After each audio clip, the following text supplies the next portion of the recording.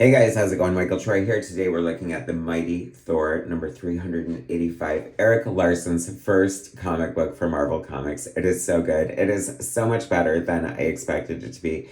I cannot wait to share it with you. Subscribe to my channel if you haven't already. Hit that like button and let's get right into it. Okay, so if you watch my channel, you know that I am a huge fan of Erik Larsen. I regularly cover Savage Dragon on my channel, and I've interviewed the man himself.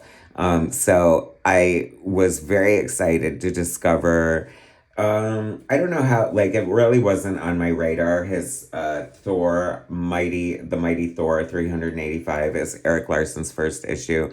He brought it up recently, and so of course I had to hunt it down and look for it. But it's kind of like a banger, like you would not believe. It's from 1987.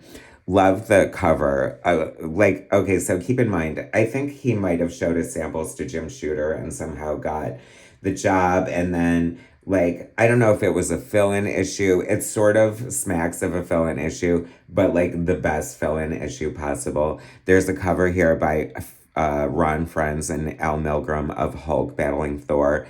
Erik Larsen loves Hulk, so to get your first gig at Marvel on an issue of Thor where he battles the Hulk, and it's an issue of Thor, but it's really such a Hulk story, toe to toe with the Incredible Hulk, who boy, featuring an untold tale of Thunder God's past. So I really do feel like it is kind of a fill-in issue. The corner box art is great. I love the blue and yellow sort of Marvel 70s aesthetic that Erik Larsen himself really loves. Now, I almost gagged when I turned open the first page because this is like the first page of Savage Dragon where he wakes up in the burning field. So I didn't know he homaged himself and referenced his first issue of Hulk, which is amazing. Hulk here in the middle of a forest. I mean, there is like a murderer's row of people on this book. It is astonishing that this is Erik's first work for Marvel. Jim Shooter plot, Stan Lee script, Erik Larsen pencils. It should be pointed out that unfortunately, throughout his career, Erik spells his name Erik and Larsen, and often people spell Erik with a C and Larsen with an O. And I'm sure that chaps his ass, but after a while it becomes almost like a trope of yourself, right? Vince Coletta inks have so much to say about that. Very controversial, sort of polarizing inker, notorious for like really ruining art throughout the years. Like, not even just on a skill level, but like on a sabotage level of like wanting to get the job done and erasing background characters and stuff. You know, if you know, you know.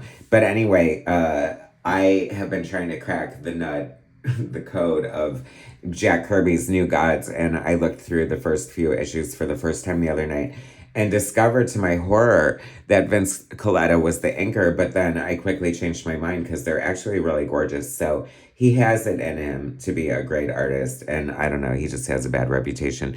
But I asked Erik how he felt about the inks on this, and he said he was fine with them. So that makes me happy.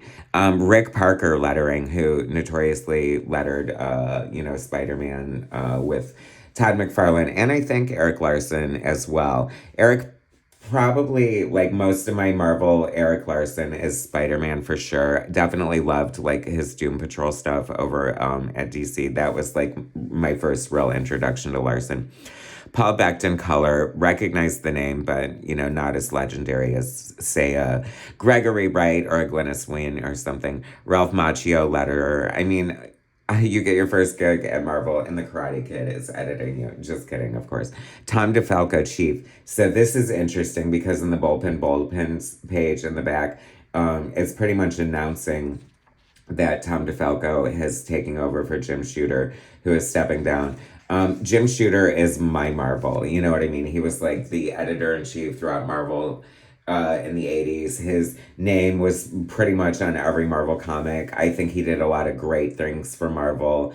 I watched this amazing, like, 8-hour interview with him on, I think it was Comic Historians. And just when you understand, like, what he went through as editor-in-chief and all the things he tried to do, like, it's an amazing legacy for sure. So it must have been super cool for Erik to get a gig plotted by Jim Shooter. I feel like Eric might have had a little hand in the plotting as well.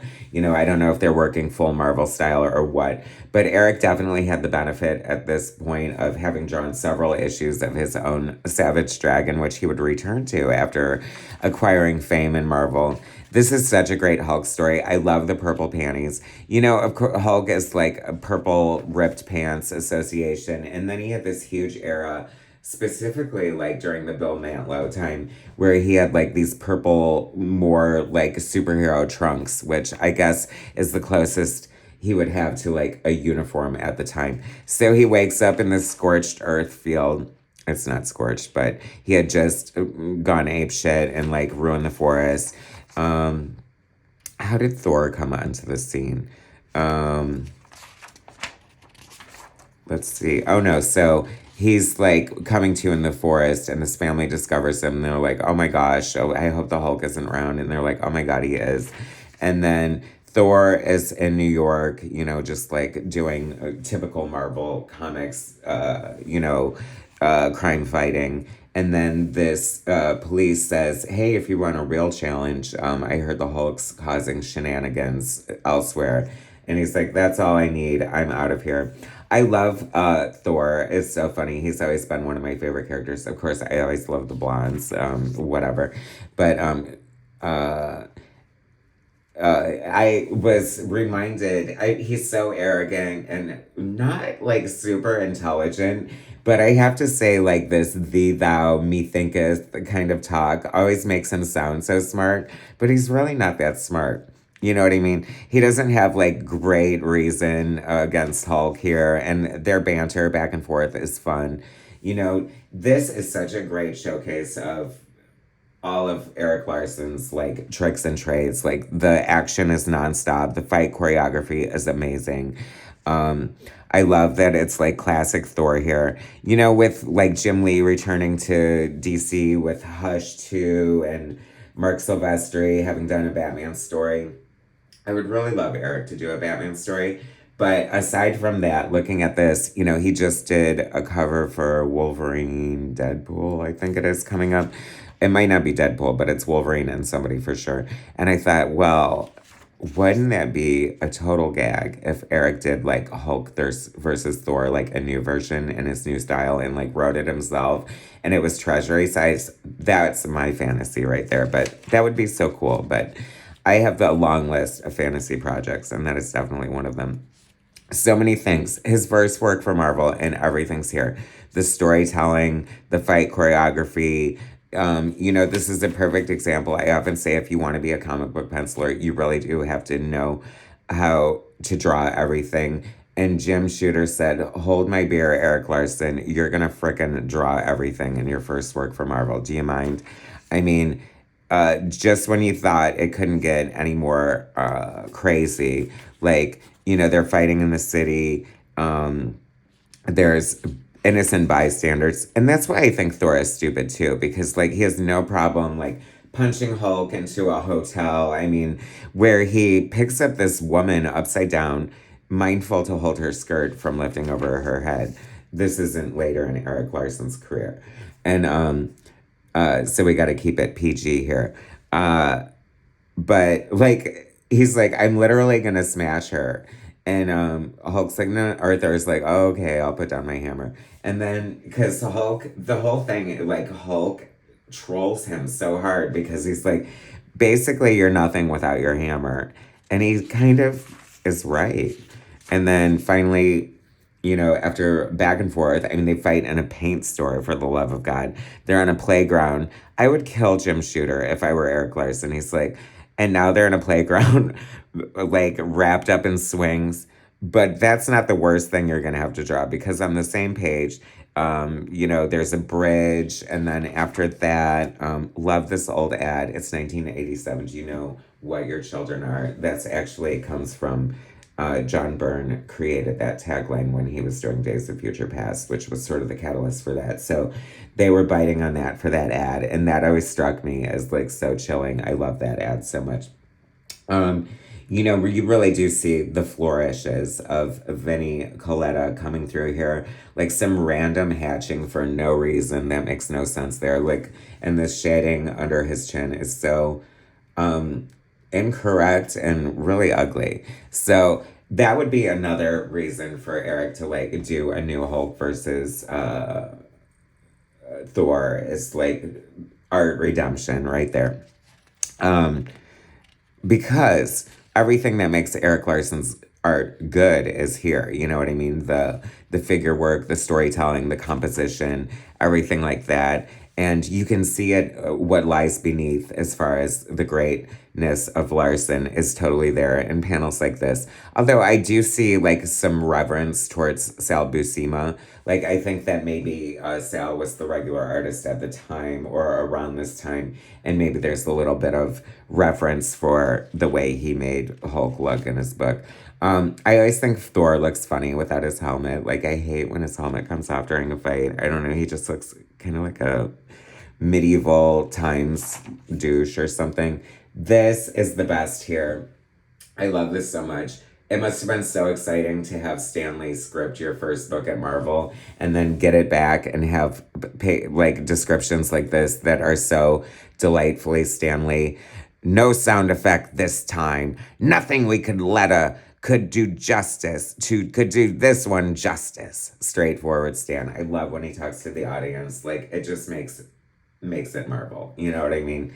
And it's kind of sad in a way because Jim, you know, it's weird. It's very historic. Like there's so much going on. I mean, Jim Shooter plot, Stanley script, Eric Larson pencils, Vinnie Coletta inks. I mean, there's historically speaking, this is freaking amazing. And the story is just so good. Like it's very Stanley. But he didn't phone it in either. Like, if this is a fill-in issue, it's still poignant and meaningful. And I love the expression on Thor's face in this panel. Is there no limits to the beast's strength? There's just so many, like, great, brilliant takeaways from this that it's so classic. Like, it's a very, very classic Marvel comic book. Like, I could almost say, like, if somebody said, like, you know, hand me, like, introduce me to Marvel. Show me what Marvel's all about. This has everything that makes a Marvel comic book great. And I was so excited. I'm so glad I hunted it down on eBay. Relatively affordable, right? I mean, this isn't mint condition, but it's really good condition. I low-key was sad to see Thor all beat up and bloodied and bruised at the end as Hulk takes off and he's like, no, I'm not angry anymore. I'm not gonna tear shit up unless I'm pissed. So take your hammer and I'm out of here. And Thor's like, woe thee, nay thee, yo thee, blah blah, old English talk. So good, so great, you guys. I am so glad that I finally got around to this, and I'm so happy that it's in my collection. It is so good, you all. You definitely need to seek this out, or if you see it in the wild, pick it up. It is beyond classic. I forgot to mention how much I love the Mighty Thor logo there. Looks so great, so classic. Thanks for watching, guys. Subscribe to my channel if you haven't already. Hit that like button, and I will definitely bring you more soon.